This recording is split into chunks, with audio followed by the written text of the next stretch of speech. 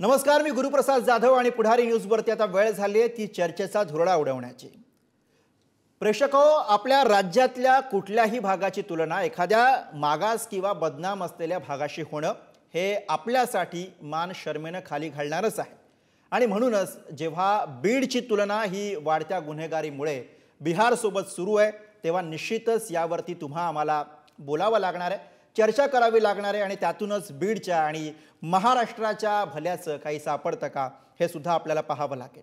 कारण बीडमधली या वर्षातली आकडेवारी सांगते की बीडमध्ये दर आठवड्याला एक खून होतोय, दर दुसऱ्या दिवसाला एक खुनाचा प्रयत्न होतोय, दर 2 दिवसाला एक बलात्कार आणि सरासरी प्रत्येक दिवशी विनयभंगाची घटना घडते। परिस्थिती गंभीर आहे हे सांगायला ही आकडेवारी पुरेशी आहे। आणि संतोष देशमुख हत्या प्रकरणामध्ये पोलीस खात्याला गती कितपत आली हे सुद्धा आपल्या सगळ्यांच्या समोर आहे, त्यामुळे त्यावरती वेगळं काही बोलायला नको आहे। त्या सगळ्या गोष्टी पाहता काही प्रश्न उपस्थित होत आहेत आणि त्यांची उत्तरं आता आपल्याला शोधावी लागणार आहेत।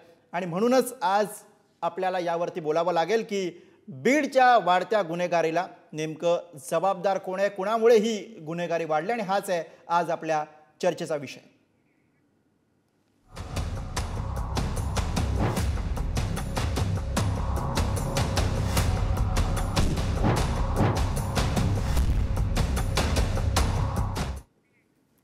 आणि याच विषयावरती बोलण्यासाठी चर्चा करण्यासाठी आपल्यासोबत काही मान्यवर पाहुणे आहेत। आपल्यासोबत आहेत पुढारीचे मराठवाडा आवृत्तीचे कार्यकारी संपादक धनंजय लांबे सर आपल्यासोबत आहेत, आणि त्यासोबतच आपल्यासोबत ॲडव्होकेट रुपाली ठोंबरे पाटील ज्या अजित पवारांच्या राष्ट्रवादी काँग्रेसच्या प्रवक्त्या आहेत त्यासुद्धा आपल्यासोबत आहेत, आणि त्याचबरोबर शरद पवारांच्या राष्ट्रवादी काँग्रेसकडनं त्यांची भूमिका मांडण्यासाठी मेहबूब शेख आपल्यासोबत आहे। सगळ्या मान्यवरांचं स्वागत आहे। चर्चेला सुरुवात करण्यापूर्वी मी सगळ्यात आधी जातोय लांबे सरांकडे। लांबे सर, मला तुमच्याकडनं हे समजून घ्यायचं आहे की आता एकूणच संतोष देशमुख यांच्या हत्या प्रकरणानंतर आणि त्यानंतर ज्या काही गोष्टी घडलेल्या आहेत त्यामुळे बीडमधल्या एकूणच गुन्हेगाराची चर्चा होऊ लागली आहे, पण मुळात बीडचा जर का आपण विचार केला, आज सुद्धा जी नवी आकडेवारी समोर आली त्याविषयी सुद्धा तुम्ही सुरुवातीला बोलावं अशी अपेक्षा। मुळात किती गंभीर, किती भीषण परिस्थिती एकूणच बीडमध्ये दिसते? बीडमध्ये गेल्या काही वर्षांपासून अत्यंत भयंकर अशी परिस्थिती आहे। तिथे ग्रामीण भाग असो किंवा शहरी भाग असो, बीड शहराचा भाग असो, तर इथे म्हणजे गुन्हेगारी ही ओव्हरऑल सगळीकडेच असते। संभाजीनगर असेल, नांदेड असेल, लातूर असेल, सगळीकडे असते।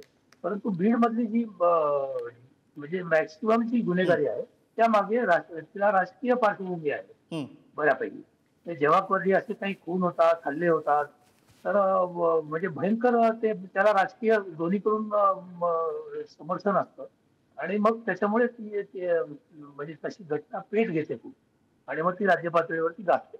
बीडचा वास्तविक इतिहास तसा नाहीये। बीडमध्ये खूप मोठमोठे नेते होऊन गेलेले आहेत, म्हणजे प्रमोद महाजन असतील, गोपीनाथराव मुंडे असतील, आणि त्याच्यापूर्वी पण बाबूराव आडसकर असतील, किशन काकू असतील। तर बीडमध्ये या पद्धती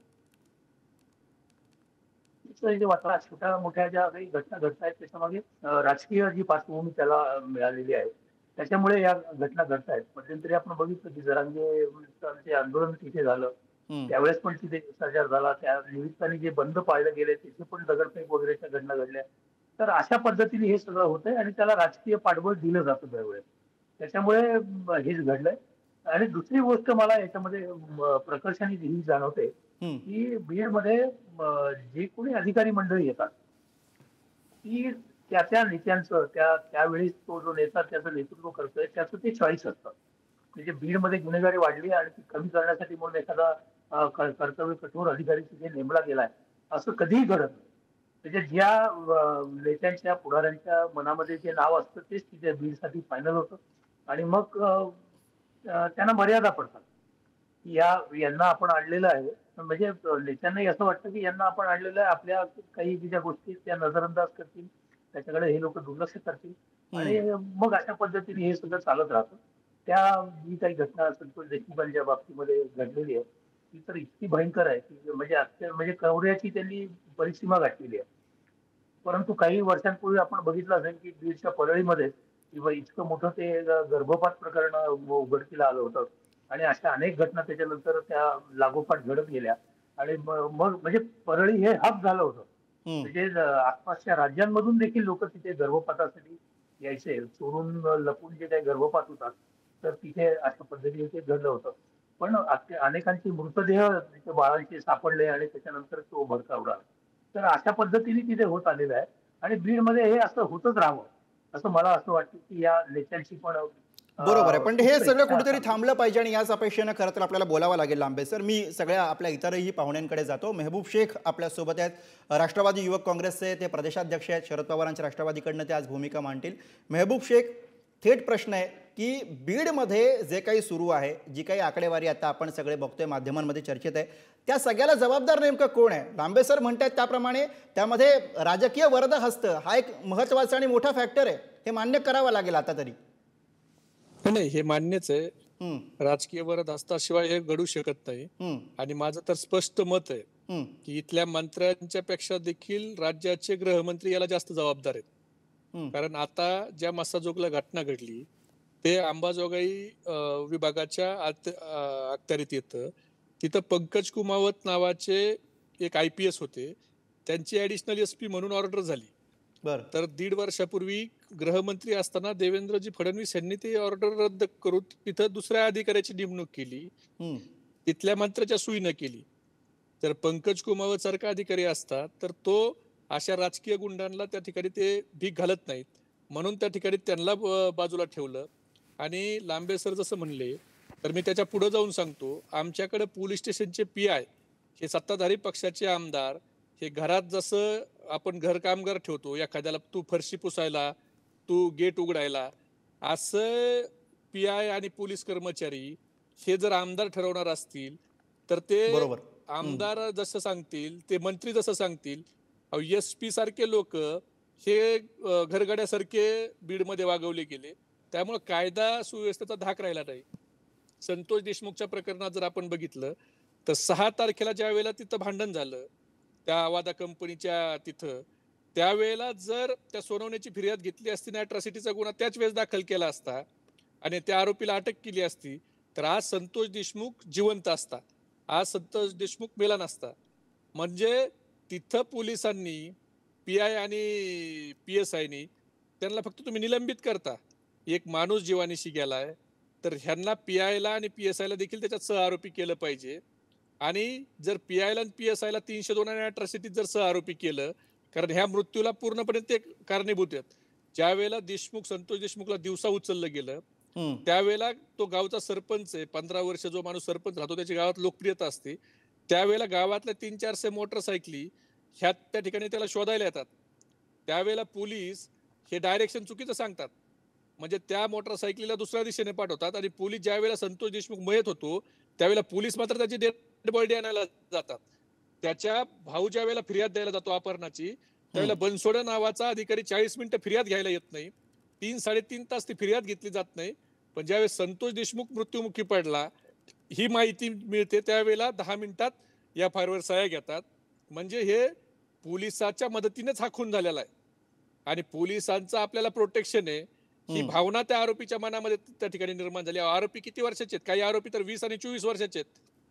त्यांची एवढी हिंमत होते की एका गावच्या सरपंचाला ते दिवसा स्कॉर्पिओ मधून किडनॅप करून साऊथच्या पिक्चरला लाजवेल अशी घटना घडते.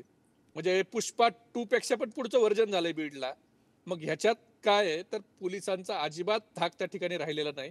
आणि ह्या सगळ्याला जबाबदार मी राज्याचे गृहमंत्री. बरोबर. आणि याविषयी बोलावं लागेल. सत्ताधारी पक्षाच्या नेत्या रुपाली ठोंबरे पाटील आपल्यासोबत आहेत, त्यांनाही आपण या चर्चेमध्ये सहभागी करूया. रुपाली ताई, थेटपणे प्रश्न आहे जो आक्षेप मेहबूब शेख यांनी घेतलेला आहे. तर राजकीय वरदहस्त आहे याचा उल्लेख लांबे सरांनी केला आणि तीच गोष्ट मेहबूब शेख यांनी सुद्धा मान्य केलेली आहे. तुम्ही सुद्धा ही गोष्ट मान्य करता का, हा पहिला प्रश्न. आणि त्याला जोडूनच मेहबूब शेख ज्याप्रमाणे म्हणतायत की हे साटालोट आहे, मग यंत्रणा असेल, त्यामध्ये पोलीस असतील, मग त्याच्यामध्ये सगळे गुन्हेगार असतील, साटालोट आहे, सगळ्यांना कल्पना आहे की काही होत नाही आपण काही केलं तरी, आणि त्यातनं सगळं हे सगळे बोकाळले आहेत आणि त्यातनं सगळे हे होऊ लागले, असा थेट आक्षेप ते नोंदवत आहेत. मी राजकीय पक्षाची लोकप्रतिनिधी असून त्याच्यासोबत मी प्रॅक्टिसिंग लॉयर आहे. आता तुम्ही जो प्रश्न मला विचारलात तर बीड मधली जी परिस्थिती लांबे सरांनी सांगितली ती अत्यंत खरी सांगितलेली आहे. बीड आधी असा होता का नाही, परंतु राजकीय जे तिथे नेते आहेत ते सत्ताधारातले असू द्या नाही तर विरोधातले असू द्या, ह्या लोकांच्या सगळ्यांमुळे ही गुंडगिरी वाढलेली आहे. मुळामध्ये महबूब भाऊ आता बोलले की बाबा गृहमंत्री जबाबदार आहेत, देशमुखांच्या सरपंचांना कशा पद्धतीने उचललं ते त्यांनी सांगितलं. तुम्ही पोलिसांना तपास करण्यासाठी काही वेळ देणार आहात का नाही? देशमुखांची हत्या ही निंदनीय आहे, त्या गुन्हेगार सापडलेच पाहिजे. ते कुठलेही असू दे, कुठल्याही राजकीय क्षेत्रातले, म्हणजे सरकारच्या जवळचे असू दे नाही तर विरोधकांच्या आमदारांच्या जवळचे असू दे किंवा कोणत्याही जातीचे असू दे. जेव्हा ही घटना घडली, गुन्हे एक लक्षात घ्या, गुन्हे फक्त बीड मध्येच नाही सगळीकडे घडतात. पुण्यामध्ये सुद्धा आमदारांचा मामा अपहरण केल्याची जी बातमी आली त्याच्यानंतर कळलं की त्याचा मृत्यू झाला, त्याचा मर्डर झालाय. 82-72 त्याच्यावर ते काही वार आहेत. त्याच्यानंतर लक्षात आलं की तो खून घरातल्यांनीच केलाय, सुपारी दिलेली. त्याच्यामुळे राजकीय जे लोकप्रतिनिधी आहेत त्यांचा जो उतावळेपणा आहे ना तो त्यांनी ताबडतोब पहिला बंद केला पाहिजे. ही देशमुखांची घटना झाल्यानंतर जो काही त्या गुन्हेगारांना अटक करायचं आहे त्या गोष्टी सोडल्या आणि राजकीय वक्तव्य सुरू झाली. आता बीड मध्ये स्पष्टच बोलते तुमच्या समोर, धनंजय मुंडे साहेब असतील, धस साहेब असतील, ते खासदार नवीन निवडून आलेले आहेत ते आहेत, त्याच्यानंतर पंकजाताई आहेत, अजूनही काही बीडचे काही नेते असतील. जो तो चढाईची आणि प्रतिस्पर्धेची समोरच्याला कसं नामारण करायचं, आपल्या लोकांकडनं किंवा त्यांच्या लोकांकडनं ज्या चुका झाल्या आहेत त्यांच्यावर संविधानिक पद्धतीने कारवाई करण्याच्या ऐवजी, कडक कारवाई करण्याच्या ऐवजी बाजू घ्यायच्या आणि मग मधनच धसांसारखे येणार, मधनच म्हणणार कोणतरी आका आहे, जसं काय धस ते खून होताना तिथं होते. तो नाही विषय झाला तर नंतर सांगणार की कुठल्या तरी जातीवादातनं हा हे झालेलं आहे, मर्डर झालेलं आहे. काही वक्तव्य ही राजकारणी लोक करतात. तुम्ही सभागृहात बोलताय का? तुम्ही आज त्या लोकांनी तुम्हाला निवडून दिलेलं आहे, तिथे गुन्हेगारी होता कामा नये, तिथं चोरी होता कामा नये, तिथं महिला सुरक्षित राहिल्या पाहिजे आणि कोणतीही तक्रार आल्यानंतर त्याचा तपास होणं गरजेचं आहे. जे जे व्हिडिओ आले आहेत नाही पण याच्यावरनच प्रश्न आहे ना रुपालीताई. हे बघा तुम्ही म्हणताय ते बरोबर आहे, तुम्ही म्हणताय ते बरोबर आहे, पण याच्यावरनच हा पण प्रश्न येतो ना की धनंजय मुंडे ज्यांच्याकडे आता इतकी वर्ष बीडचं नेतृत्व आहे, बीडचे ते नेते आहेत, ते आता मंत्रिमंडळामध्ये आहेत, ते स्वतः सांगतात की माझ्या जवळचा माणूस आहे. खंडणी प्रकरणामध्ये ज्यांच्यावरती आरोप आहेत, अजून जो माणूस सापडलेला नाहीये. तर मग याच्यामध्ये लोकांमध्ये जो मेसेज जातोय सर्वसामान्य जनतेमध्ये, तो मेसेज तुम्ही कसा दुर्लक्ष करताय म्हणजे त्या सगळ्याकडे? लोकांमध्ये मेसेज चुकीचे कोण पसरवतोय? धनंजय मुंडेंनी काय सांगितलं, वाल्मिकी कराड त्यांच्या जवळचा मित्र आहे, परंतु त्यांनी वैयक्तिक जो काही गुन्हा केला आहे त्याला शिक्षा मिळाली पाहिजे, हेही धनंजय मुंडेंनी सांगितलं. हेच धनंजय मुंडे साहेब पण तो वाल्मिकी कराड जर बाकीचे आरोपी सापडले आणि तो वाल्मिकी कराड जर का सापडत नसेल, तो वाल्मिकी कराड जर का सापडत नसेल यंत्रणेला, पोलिसांना, तर मग हे फेल्युअर आहे ना. वाल्मिक कराड यांची संपत्ती जप्त त्यांची खाती गोठवण्यात आली आहे. त्यांना जेरबंद करण्यासाठी त्यांच्या बायकोला तपासामध्ये आणलेलं आहे. जे महबूब शेख म्हणतात की जे यांच्या म्हणजे आता त्यांचं म्हणणं आहे की धनंजय मुंडे साहेबांसमोर मुळे जर वाढले असं म्हणायचंय. महाविकास आघाडीमध्ये आपण एकत्र तुम्हाला असं म्हणायचंय का महबूब शेख? तुम्हाला असं म्हणायचंय का? थांबा, त्यांना आधी म्हणायचं का विचारतो. आणि मग अजितदादांनी हे दिली. महबूब शेख तुम्हाला मुळात असं म्हणायचंय का? रुपालीताई, मी अजून तर काही कोणाचं नाव घेतलं नाही, पण तुम्ही जे आता म्हणताय तर मला तुम्ही सांगा, प्रकाश दादा सोळुंके कुणाच्या पक्षाचे आमदार आहेत? तुमच्या अजितदादा पवार पक्षाचे आमदार आहेत. ते जाहीर स्टेजवरून भाषणामध्ये सांगतात की धनंजय मुंडे पालकमंत्री असताना त्यांनी त्यांचं मंत्रीपद आणि पालकमंत्रीपद भाड्याने दिलं होतं वाल्मिक कराडला. हे महबूब शेख म्हणला नाही तर तुमच्या स्टेजहून तुमचे 5 ऐका ना, टर्मचे आमदार मी- प्रकाशदादा सोळंके प्रकाश म्हणले. साळुंके, मग तुम्हा- प्रकाशजी भाऊ साळुंके. रुपालीताई प्रकाशदादा सोळंके आमचेच आहेत, अजितदादा गटाचे. मग मी तेच सांगितलं, राजकीय प्रतिस्पर्धा, राजकीय प्रतिस्पर्धा पक्ष म्हणून ऐका पक्ष पूर्ण होऊ दे, मी तुमच्याकडे येतो उत्तराला. पूर्ण होऊ दे. तुमच्या रुपालीताई पूर्ण होऊ दे. रुपालीताई तुमच्या पक्षानं त्यांना पक्ष म्हणून काही नोटीस बजावली का? तुम्ही चुकीचं वक्तव्य केलं, तुमचे प्रदेशाध्यक्ष किंवा तुमच्या राष्ट्रीय अध्यक्षांनी ही गोष्ट चुकीची आहे प्रकाशदादा सोळंके बोलले याचं खंडन केलंय का? सुरेश धस हे तुमच्या मित्र पक्ष भारतीय जनता अहो, ते पार्टी आम्ही ज्याच्यासोबत करू तुम्ही नाही तर नाही सरकारमध्ये करू. तुम्हाला त्याच्याशी संबंध काय? सरकारमध्ये तुम्ही आपण त्यांनी जे गुन्हेगारीवर आरोप केले- बोलतोय. अहो, नाही, आम्ही मी तेच कुणाला विचारतोय ना नोटीस तुम्हाला. द्यायची आहे. आपण गुन्हेगारी- आणि रुपालीताई, कोणाला नाही, आम्ही ठरवणार ना. रुपालीताई तेच तुम्ही विचारतोय बोलता तुम्हाला बोलता की जर आम्हाला. चुकीचा मेसेज जात असेल तुम्ही लोकांमध्ये या सगळ्या तुमच्या वक्तव्यांमुळे जे पक्षातले तुमच्याच लोकं पक्षाचे बोलतायत, तुमच्या याच्या सत्तेतले संदर्भात आमदार आहेत ते बोला. करायचं काय लोकांनी? आम्ही विरोधक आहेत. आम्ही मुळामध्ये विरोधक आहेत. मी आम्ही तेच बोललो तर सांगते. तुम्ही त्याला राजकारण म्हणा. माझी आम्ही बोललो तर पहिलीच- तुम्ही त्याला राजकारण म्हणा. पण माझी- तुमची थांबा. पक्ष तुमच्या माझी पक्षातले पहिलीच आमदार बोलतायत. भाषा होती. माझं पहिलंच वक्तव्य होतं, महायुतीतले आमदार असू दे, सरकारमधले विरोधक असू द्या, बीड मध्ये जे जे राजकीय प्रतिस्पर्धक आहेत, ज्यांना ज्यांना वाटतं की आपल्या पक्षामध्ये आम्हाला मंत्रीपद मिळालं पाहिजे, मग धनंजय मुंडे साहेबांना मंत्रीपद मिळालं म्हणून प्रकाशदादांनी त्यांचं जे काही वैयक्तिक मत मांडलं त्यांच्यावर कारवाई करण्याचा जो काही पक्षाचा अधिकार आहे ते पक्षाची वरिष्ठ लोक करतील. मी किंवा महबूब भाऊनी सांगून उपयोग नाहीये. आपण पण हे गुन्हेगारीवर चुकलंय, हे व्हायला गुन्हेगारीवर हवं या. एवढं तर तुम्ही म्हणू तुम्ही शकता ना. पक्षाने कुणी काय हो, काम तुम्ही करायचं ते सांगू कारवाई नका. करा असं मी म्हणत नाहीये, पण त्यातनं जो जाणारा मेसेज आहे माझं तो काय मेसेज म्हणणं आहे, थांबवण्यासाठी हे चुकीचं आहे रुपालीताई असं व्हायला जसं नको. जितेंद्र आव्हाड बोलले, रुपालीताई जसं जितेंद्र आव्हाड प्रकाशदादा बोलले त्याच्यावर टीका सोळंकेला करतात, तसं प्रकाशदादा सोळंके बोलले त्याच्यावर रुपालीताईचं काय म्हणणं आहे, त्यांच्या पक्षाचं काय म्हणणं आहे? भाड्याने मंत्रीपद दिलं हे आम्ही बोललो नाही, तर जाहीर स्टेजवर प्रकाशदादा सोळंके तुमचे आमदार बोललेत. भारतीय जनता पार्टीचे आमदार तुमच्या सोबत असणारे सुरेश अण्णा धस हे सातत्यानं बोलतायत गुन्हेगारी प्रवृत्ती कशी वाढली. हे तुम्ही सत्तेत बसलेले लोक आहेत ना. आम्ही बोलू तर तुम्ही त्याला राजकारण म्हणा, पण तुमच्या मांडीला बरं, आता बोलणारे बोलू? लोक ज्या वेळेला बोला आता. त्यांना उत्तर देऊ द्या, मग मी लांबे सरांकडे पण जाणार आहे, त्यांना उत्तर देऊ द्या. हा बोला रुपालीताई. आमच्या मांडीला मांडी नाही, आमच्या खुर्चीला खुर्ची टाकून जे आहेत. आता बोलू? बोला, बोला, भाऊ बोला. तुमच्या माहितीसाठी सांगते, प्रकाशदादा साळुंके आमचे आमदार जरी असतील, त्यांनी जे काय वक्तव्य केले त्याच्यावर पक्ष जी कारवाई करायची ती करतील आणि जे चुकीचे मेसेज जातात ते जाऊन देणार नाही. आता तुम्ही धस भाऊंचा विषय घेतला. धस भाऊंना त्यांच्या पक्षातले, ते भाजप मधलेत, आम्ही मित्र पक्ष म्हणून आहोत, भाजप मधले बावनकुळे साहेब असतील किंवा मुख्यमंत्री आहेत, त्यांनी त्यांना सांगितलेलं आहे. या बातम्या समोर येत आहेत, त्या गोष्टी होतील ना. परंतु मला हेच म्हणायचंय महबूब भाऊ की कुठल्या पक्षाने काय करावं हे सांगण्यापेक्षा तिथली गुन्हेगारी, तिथे जे आमच्या पक्षातले आमदार, तुमचे आमदार, खासदार, त्यांची जी काही पद्धत आहे वागण्याची लोकप्रतिनिधी म्हणून, ती प्रत्येकाने सुधारली पाहिजे, आमच्यासह तुमचेही. कारण का आपण प्रत्येक जण जर राजकीय द्वेषापोटात बोलत राहिलो ना तर ह्या महाराष्ट्रामध्ये गुन्हेगारी ही फोफवत जाणार. ज्यांनी ज्यांनी गुन्हे केलेत ते अटकेत झालेच पाहिजेत.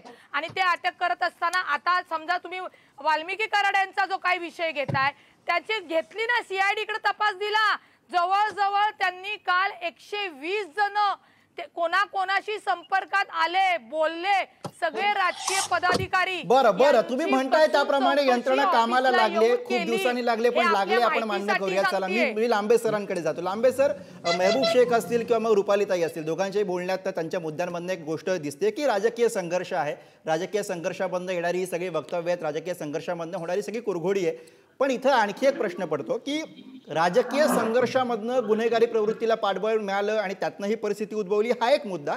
आणि दुसरा मुद्दा याच्यामध्ये आपण असंही म्हणायचं का की राजकीय संघर्षातूनच, राजकीय कुरघोडीतूनच ही गुन्हेगारी आता बाहेर येऊ लागलेली आहे, गुन्हेगारीवरती बोलू लागलेले आहेत लोक, भूमिका मांडू लागलेले आहेत आणि त्याच्याविषयी प्रश्न उपस्थित केले जात आहेत. लांबे सर.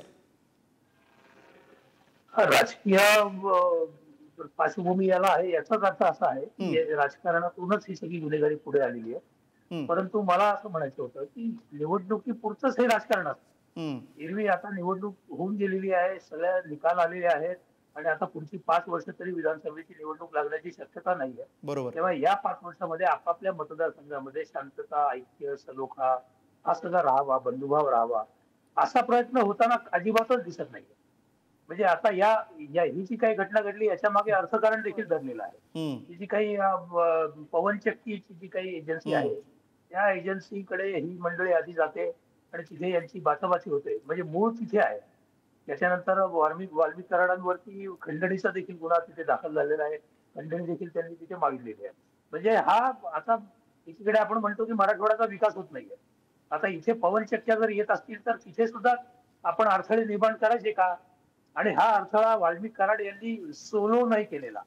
म्हणजे याच्या पाठीशी राजकारण आहे, ते राजकीय वरदहस्त देखील आहे यांच्या मागे. आणि याच्यानंतरची घटना बघा, धाराशिव जिल्ह्यामध्ये सुद्धा एका सरपंचाची गाडी पेटवून देण्याचा प्रयत्न झाला. म्हणजे तिथे सुद्धा ही पवनचक्कीचाच धागा तिथे पण आपल्याला बघायला मिळतो.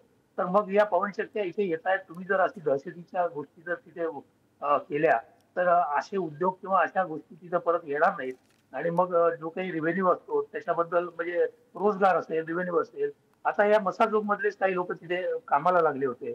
तर मग सरपंच म्हणून या नात्याने संतोष देशमुखांचं तिथं जाणं हे अगदी स्वाभाविक होतं.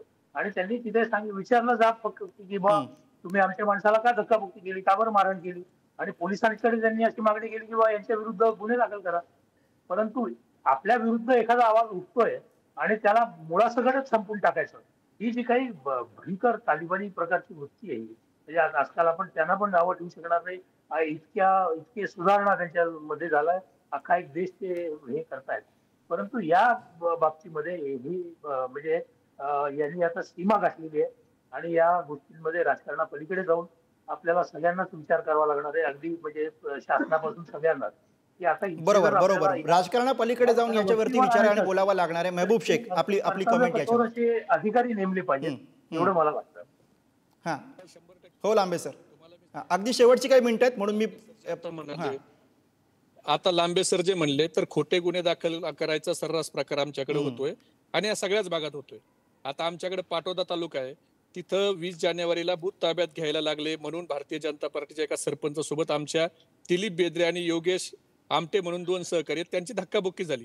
तर 23 जानेवारीला ज्या वेळेला निकाल लागला 23 नोव्हेंबरला त्यांच्यावर 307चा खोटा गुन्हा दाखल केला. म्हणजे खोटे गुन्हे लगेच दाखल होतात, पण खरा जर गुन्हा दाखल करायला गेला सोनवणे-सारखा माणूस पवनचक्की प्रकरणात खंडणी मागायला आलेला, तर त्याचा गुन्हा दाखल होत नाही. म्हणजे ज्या आरोपींना राजकीय पाठबळ भेटतं, मग ते कोणत्याही पक्षाचे असू दे, जोपर्यंत हे राजकीय पाठबळ भेटायचं बंद होत नाही तोपर्यंत आणि आरोपीला पोलिसांचा धाक निर्माण होत नाही तोपर्यंत बीडमधली गुन्हेगारी ही थांबणार नाही. आता नवीन एसपी आले, त्यांच्याकडून आमच्या अपेक्षा आहेत. त्यांनी आता सुरुवातीला काम चांगलं केलंय, बरोबर. आणि आता याच अपेक्षा सरकारकडनं सुद्धा. कृपालताई, अगदी शेवटची कमेंट तुमची, अगदी शेवटचं मिनिटं बाकी आहे, अगदी शेवटची कमेंट तुमची सरकार म्हणून.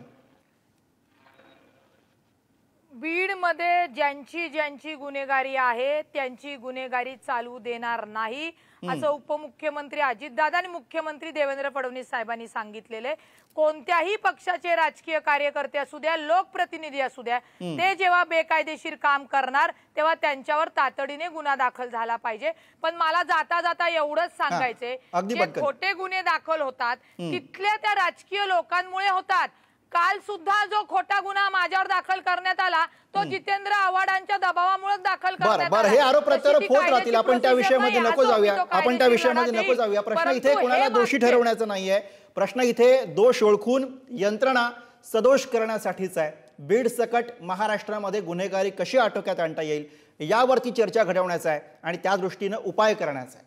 ही गोष्ट काही एकाएकी साध्य होणार नाही, आपल्या सगळ्यांना कल्पना आहे. पण किमान यावरती गांभीर्यानं चर्चा तरी या दुर्दैवी घटनेनंतर सुरू झाली आहे, हे सत्य तरी आपण स्वीकारूया. सर्व मान्यवर पाहुण्यांनी या चर्चेसाठी वेळ दिलाय, त्यासाठी त्या सगळ्यांचे आभार. या चर्चेमध्ये आजच्या धुरळ्यामध्ये आपण इथंच थांबतोय. बघत राहा पुढारी न्यूज.